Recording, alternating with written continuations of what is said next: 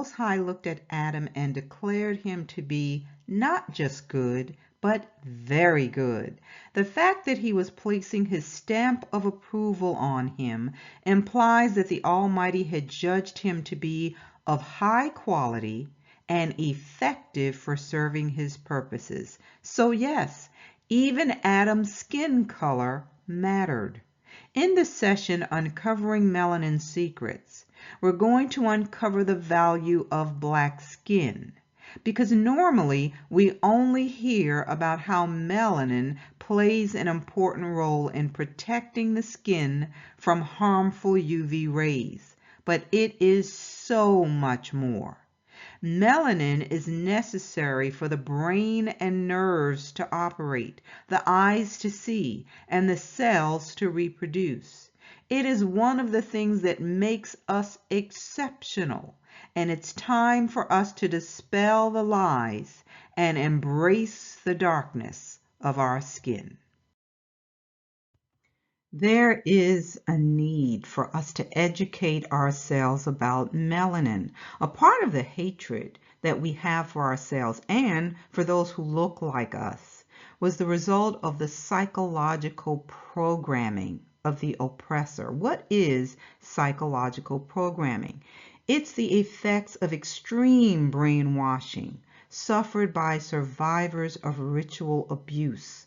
The idea was that people had triggers embedded in their psyches, put there by their oppressors and abusers. These triggers were put in place with malevolent intent so that they could be tripped at a later date, causing the person to act in accord with the program, the psychological program. This is what has been done to us. Here's a truth. If an envious person can't have what you have, there's a need for them to diminish what you have so that you would think less of what you have. How is it that so many of our people look at our dark melanated skin and do all sorts of things to make it white? It's psychological programming. We were never taught to value our black skin, and it's time to let truth break every chain used by the oppressor to keep us bound. Let's begin with the source of truth. We'll look to Scripture. Daniel 7:9 tells us, I beheld till the thrones were cast down, and the Ancient of Days did sit, whose garment was white as snow, and the hair of his head like the pure wool. His throne was like the fiery flame, and his wheels as burning fire. So for those who did not know that the Creator is described as having woolly hair, here's your reference. We have a description here telling us that his hair is woolly. Look at the sheep on the left. Woolly hair. Let's keep going. Revelation 4:3 says, and he that sat was to look upon like a jasper and a sardine stone. And there was a rainbow round about the throne, in sight like unto an emerald. So here you see a picture of a jasper stone on the left and a sardine stone on the right. Does it look anything like the image in the middle? Does it come close? No. And yes, I am making it plain. Because for those who say it does not matter, why is John giving us a description in Scripture? And why did Europeans change what was described? It doesn't matter. I would say it mattered to someone. John even describes Messiah for us in Revelation 1:11-15. He says, and I turned to see the voice that spake with me, and being turned, I saw 7 golden candlesticks, and in the midst of the 7 candlesticks one like unto the Son of Man, clothed with a garment down to the foot, and girt about the paps with a golden girdle. His head and his hairs were white like wool. Sounds familiar? As white as snow, and his eyes were as a flame of fire, and his feet like unto fine brass, as if they burned in a furnace, and his voice as the sound of many waters. So from this day forward, let your words bear witness against you if you ever say there is no description of the Father or the Son in Scripture. Why am I showing these passages and these pictures? Because it leaves you without an excuse. We have Scripture saying that the Creator has dark, melanated skin and woolly hair. And so does his Son. Now, let's go back to Genesis, where he said he made man in his image and after his likeness. And he said he was very good. The man that he created, he described his creation as very good. So how did we go from melanated skin being very good to it being a cause for derision and hate? Probably because those without melanin, or very little of it, began whitewashing Scripture, science, and history to justify their lack of it. And I know that's a hard statement for some. But once you get over the sting of what I just said, you begin to understand why truth matters. So we're going to read excerpts from this article entitled "The Perversion of African History by Europeans." And this is from Africa Today, newsnewyork.com. So this article was written by Dr. Mark Anthony Z. Let's read some of this. He begins by saying, a people who fail to realize their history certainly will not make progress and will always believe the falsehood they have been fed with over the years. They'll rather see their immoral enslavers as their saviors, while those who are telling them the truth that will liberate them from the age-long deception as their sworn enemies. Why? Psychological programming. I'll drop down. It says the saddest part of this deception is that the Western imperialists demean the history of melanated people in the most undignifying way. And I believe most of us can agree with that. Let's keep going. He says, in Africa, we have all the European history books applauding the beauty of Europe and their love for humanity. But sadly, we hardly study or learn about our own history. And these statements can apply to so-called African Americans as well.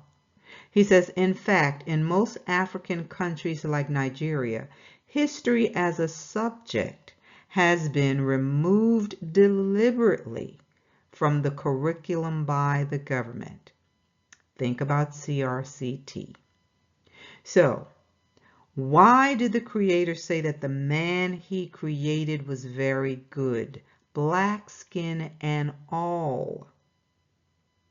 It's time for us to learn the truth, not just about history, but about our black skin, because the only thing most of us know about melanin is that it protects us from harmful UV rays. But there is so much more to it than pigmentation.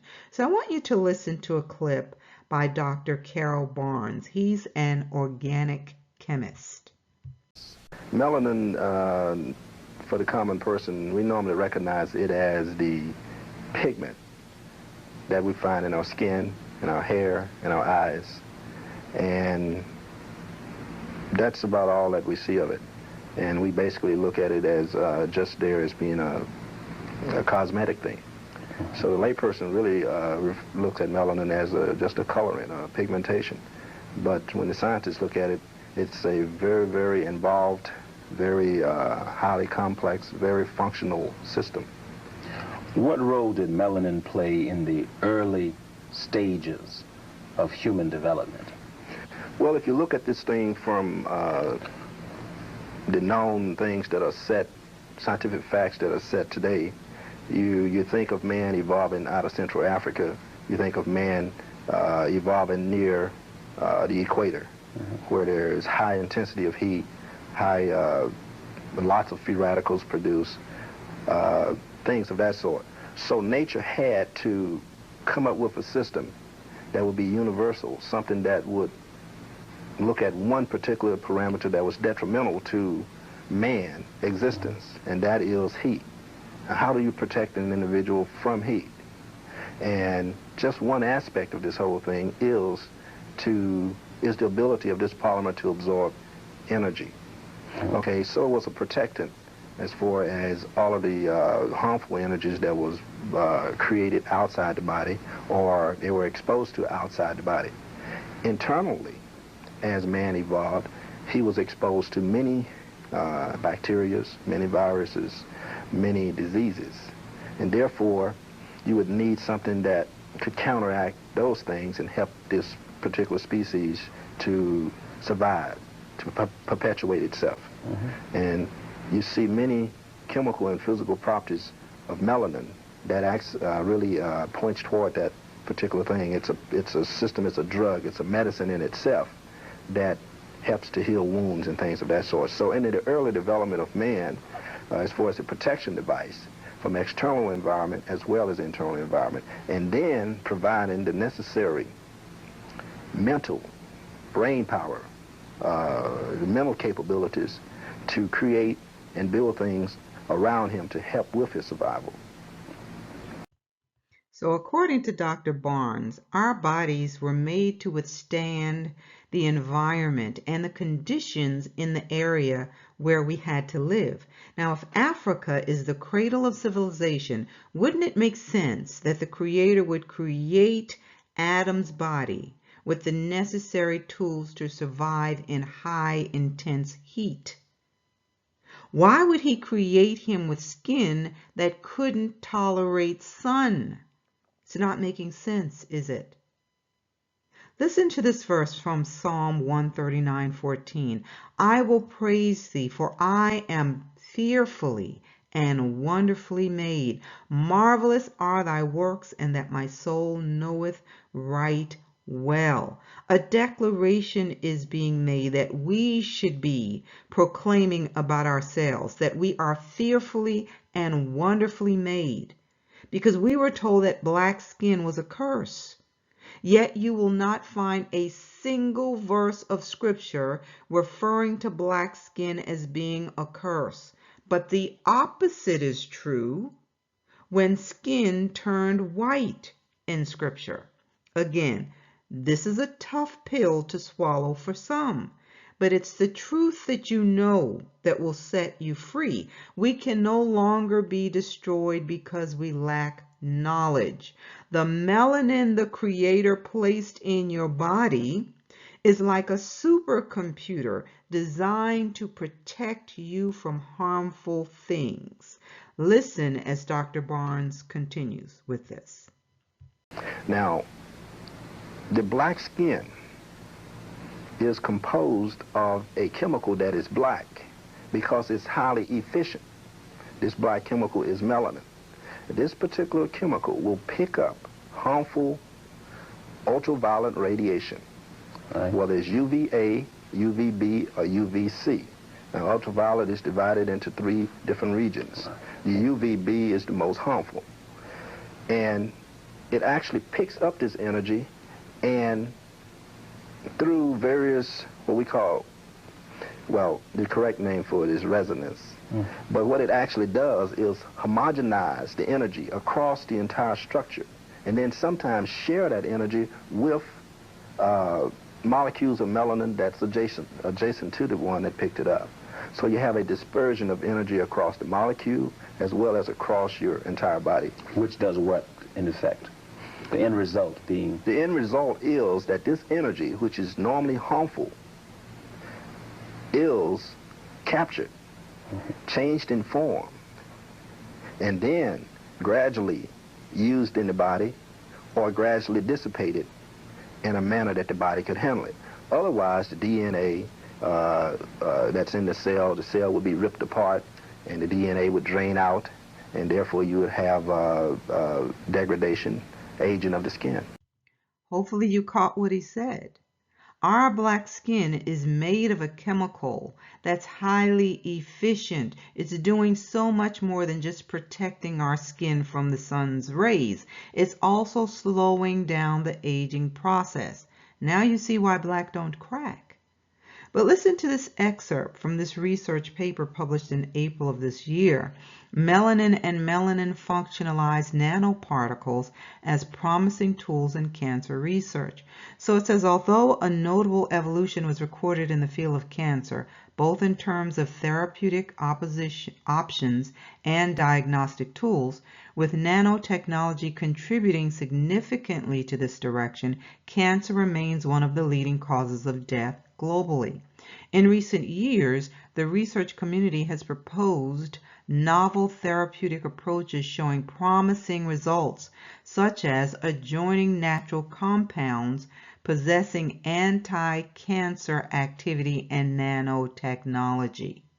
A natural compound that proved to have great potential in targeted cancer therapy is melanin, a versatile biopolymer that, besides its biological properties, possesses intrinsic physiochemical features that make it a reliable nanotheranostic tool with pronounced impact in the oncology field. So you see, they're now using technology to show them how to use melanin to treat cancer. And based on their reports, they're believing that these results will be very promising. So listen to this next clip. It also can be associated to the multi-rhythmic nature of black people. The ability of this molecule to undergo many different reactions at once, rhythm, that sort of thing. That means we'll process that information real fast and kick out a response. Now, if you're talking about processing information, kicking out response, you're talking about a high-tech device. This high-tech device is like a huge computer that's taking care of everything it's supposed to take care of, and it's doing it with many functional groups. If it didn't have all of those functional groups, then it wouldn't be able to do all those reactions. Truly, we are fearfully and wonderfully made, but we were made to feel that it was bad to have black skin, so much so that a lot of our people have been using dangerous chemicals to get rid of melanin, to get rid of the dark skin, because we didn't know the value of it. But you can best believe that others do. Some of you may have heard about the millionaire Peter Nygaard. He's a 79-year-old Canadian designer, and he was indicted for allegedly using his fashion business as a facade to conceal sex trafficking and other illegal activity. So apparently he was giving young girls drugs and alcohols and using these girls basically for whatever perverted ideas they had.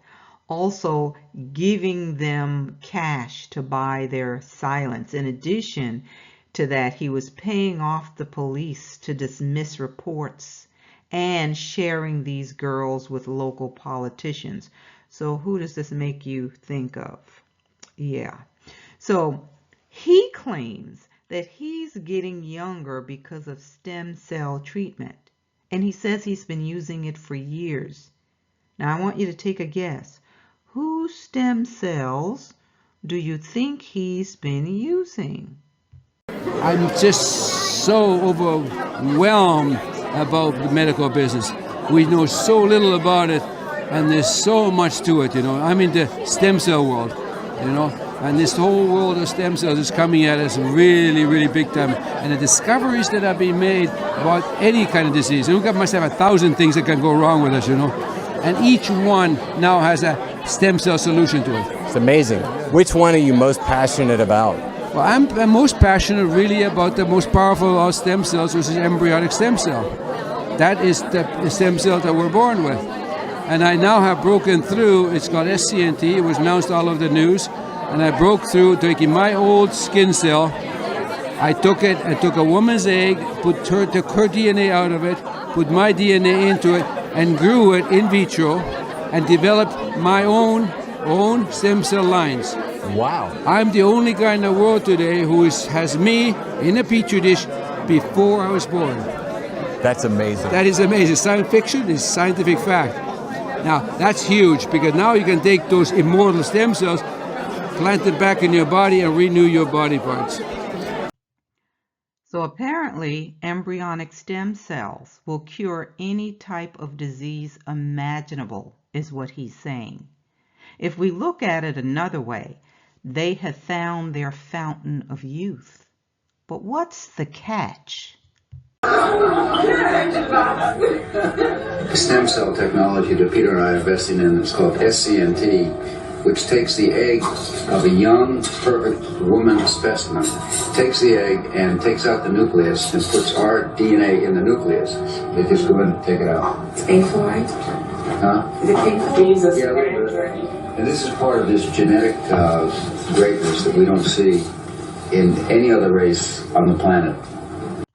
Hopefully you didn't miss his statement. He said they don't see this genetic greatness in any other race on the planet. It's only found in our race. Pause and think on that. Now, if this guy has been doing it for years and helping others to do it as well, where are they getting the eggs? If black women are not giving up their eggs and their stem cells willingly, what's the alternative? This should lead you to think about why so many of our women and children are coming up missing or being found with organs missing. Now, all of these words that I'm using right now could limit the reach of this video. But we need to know this as a people. So I'm counting on you to get this out. Share this information. But back to what was being said in that video. Would this also explain why the abortion rates are so disproportionately high in our community? Listen to this. Yeah, if you have abortion, that's very valuable.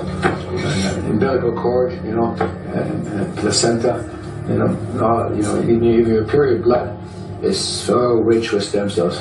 We regard it as waste, and it actually should be. It should be captured as recycled, and it shouldn't go to waste. It's life for somebody, and it's life for mankind.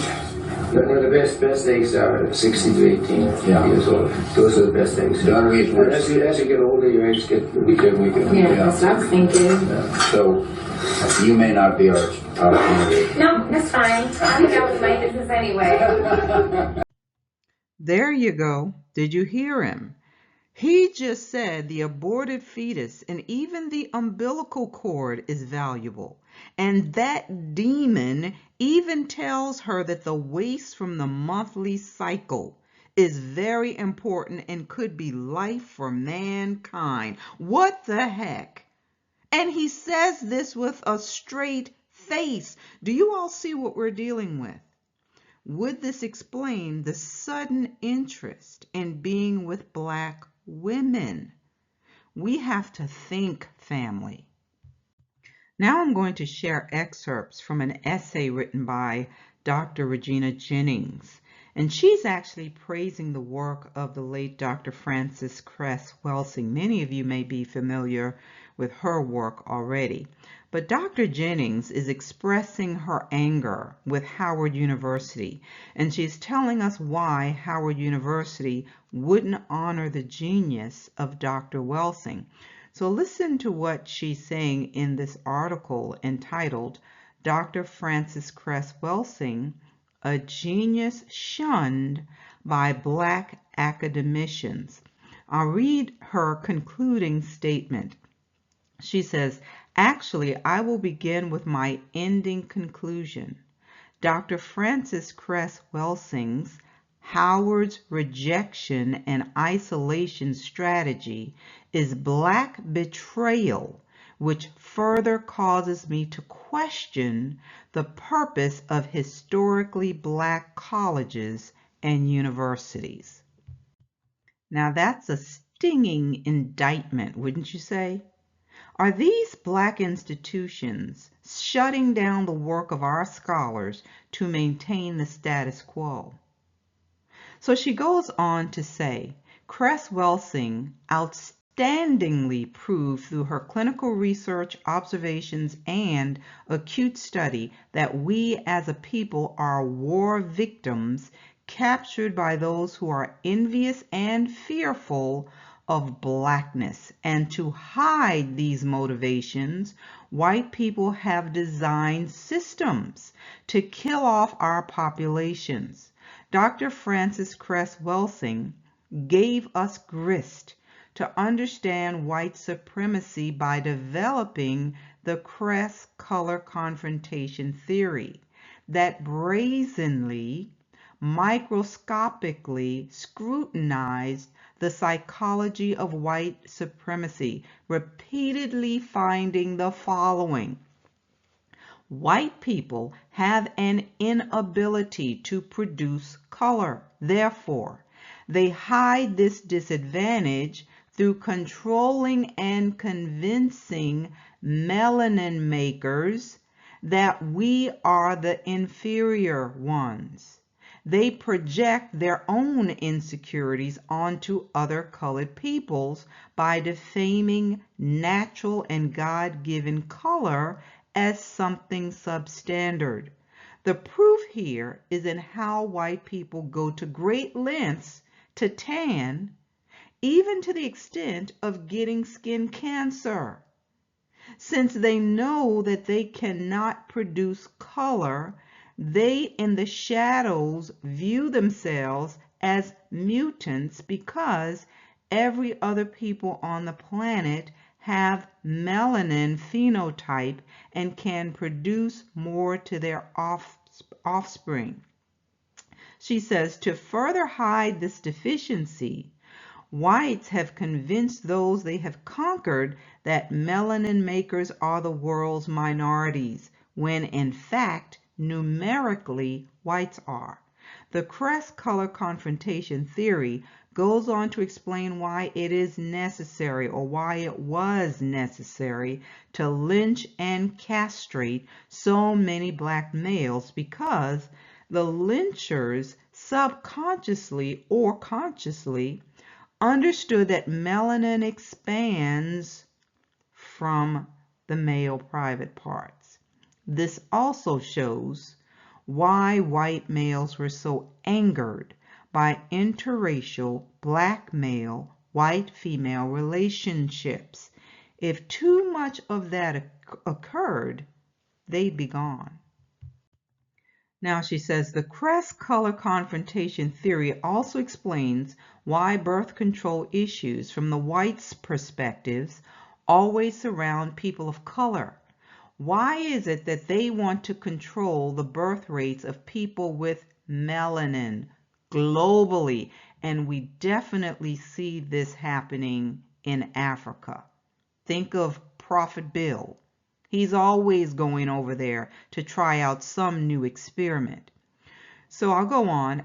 She says, as I read and taught about vampires in graduate school, I took this group to another level using Dr. Frances Cress Welsing's color confrontation theory.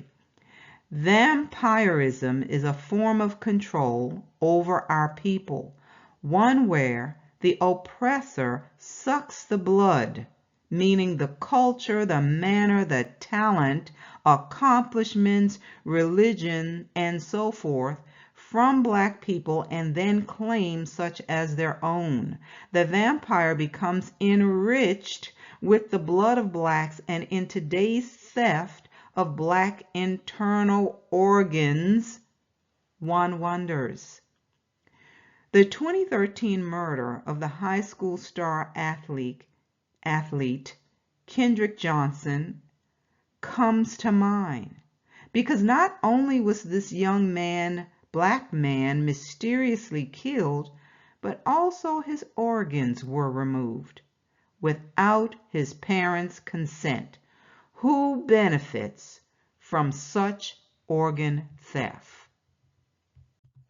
And what's even more interesting, you all, is how quickly the media will shut down those reports. But let's continue. She says, Sister Dr. Frances Cress Welsing gave us a study theory of why white people act so maniacal and devastatingly to blacks. She said that unconsciously or consciously, they know that they can never produce color, melanin, and that since most of the global communities can, then whites are aberrations. To keep this in the black roads of their psychology, they developed a system of thought where having color was a problem. In fact, today, having color automatically means criminal. Yet in this lack of color production, they actually envy black peoples, particularly because we produce so much of it. So, to destroy what they cannot make, they kill, maim, and torture what they desire. The other thing, you all, that's concerning to me is the pervert that allowed that video to be made. Why was he doing it? It was to tell others, hey, this is a way that we can maintain our youth. All you have to do is think about that. Let's keep going. Family, I have a lot to cover in this series, and yes, a lot of it has been eye-opening, but we need to understand just how valuable we really are. These people found their fountain of youth, and it just happens to be in our black bodies. You have to teach your children and tell your family members about their value and worth, whether they want to hear it or not. At least you told them. This beast system sold us a bill of goods, not just here, but wherever our people are. They brainwashed us to make us think that our black skin is inferior. They promote everything white as the best and most beautiful. They want us to believe that the cubic zirconia is better than the diamond. But guess what? Cubic zirconia is considerably less durable than a real diamond. Isn't that what we see going on here? Meanwhile, their own research is proving that our black melanated skin is worth more than gold. As we dig deeper into this, you're going to see just how far they will go to get it. They just don't want you to know that they're doing it. It's not my intention to be hurtful with this message. The intent is to expose the lies by telling the truth. So yes, there are times when the truth will hurt. The pervert that we heard in that video offered those black women $100 for their stem cells. He's taking it and selling it to his cronies for thousands, but he offered them $100. How insulting. But when you don't know who you are and you have not been taught to value yourself, it will be very easy to fall for that nonsense. Listen to this from Isaiah 18:7. In that time shall the present be brought unto the Lord of hosts, of a people scattered and peeled, and from a people terrible from their beginning hitherto, a nation meted out and trodden under foot, whose land the rivers have spoiled, to the place of the name of the Lord of hosts. Who are the people scattered and peeled? Just think about how we have been described. Scattered and peeled. We've been scattered to the four corners of the earth. And when I think of a people being peeled, I think of someone stripped bare of the things that were designed to keep them safe, and also stripped of the things that make them valuable, precious. Are you all getting this? They want our mind, body, and our soul. And they have benefited from everything they've stripped from us. We cannot let the next generation fall for these lies. Melanin and our black skin is priceless, and they need to know that. Again, help spread the word by sharing these messages. We will continue with this next time, so remember to hit like, share, and join me next time. Shalom, everyone.